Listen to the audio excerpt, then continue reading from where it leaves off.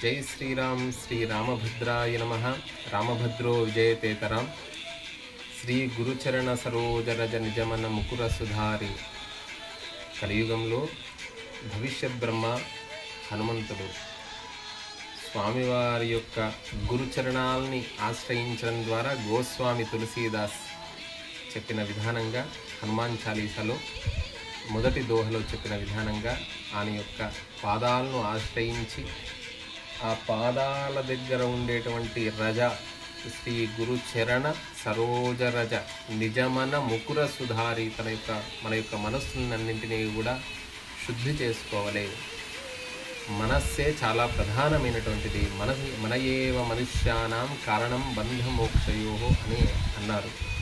చెప్పడం చాలా చెప్పచ్చు, కానీ ఆచరించాలి.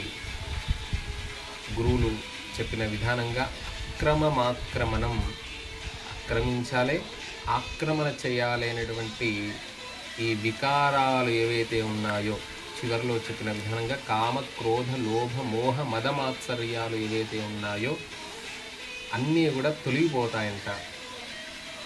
బుద్ధిహీనతనుజానికి సుమిరో పవన కుమార్ బల బుద్ధి విద్యాదేహి మోహి హరహు కలేషు వికార్. ఇలా మనలో ఉండేటువంటి వికారాలన్నింటినీ కూడా తొలగిస్తాడంట ఆయనను ఆశ్రయించడం ద్వారా.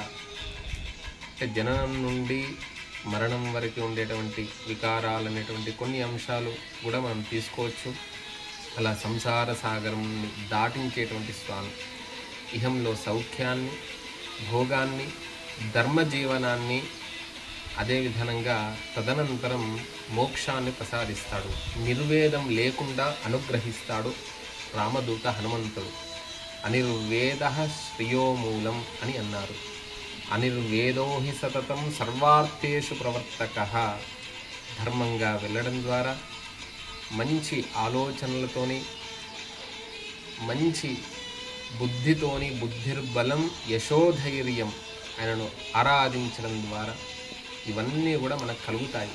నిర్భయత్వమరోగత అజాడ్యం వాక్పటుత్వంచ హనుమత్స్మరణాద్ భవేత్. హనుమ అంటే వాక్కు, దవడ అనేటువంటి అర్థం కూడా వస్తుంది, జ్ఞానం అనేటువంటి అర్థం కూడా వస్తుంది. అలాంటి స్వామి యొక్క అనుగ్రహం అందరికీ కూడా ఉండాలని, అందుకనే జ్ఞానగుణసాగరుడు అని అన్నారు స్వామివారిని. ఆ రామదూత హనుమంతుడికి విశేషమైనటువంటి సింధూర అలంకరణ, పుష్పార్చన, వడమాల సమర్పణ, వస్త్రాలంకరణ సేవ ఇవన్నీ కూడా జరిగాయి.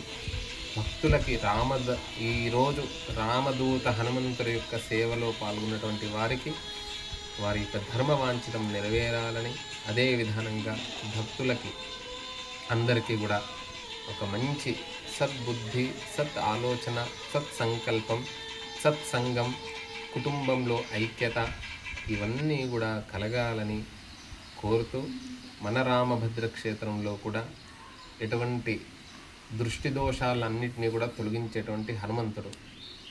అలా అందరిలో ఉండేటువంటి అంతఃశత్రువుల్ని తొలగించి అందరిలో కూడా ఐక్యతను, సఖ్యతను కలిగించి అందరికీ కూడా జయము, విజయము జరగాలని, అందరూ ఐక్యంగా ఉండాలని, భారతదేశమే కాదు ప్రపంచ దేశాలు కూడా క్షేమంగా ఉండాలని కోరుతూ జై శ్రీరామ్, జై శ్రీ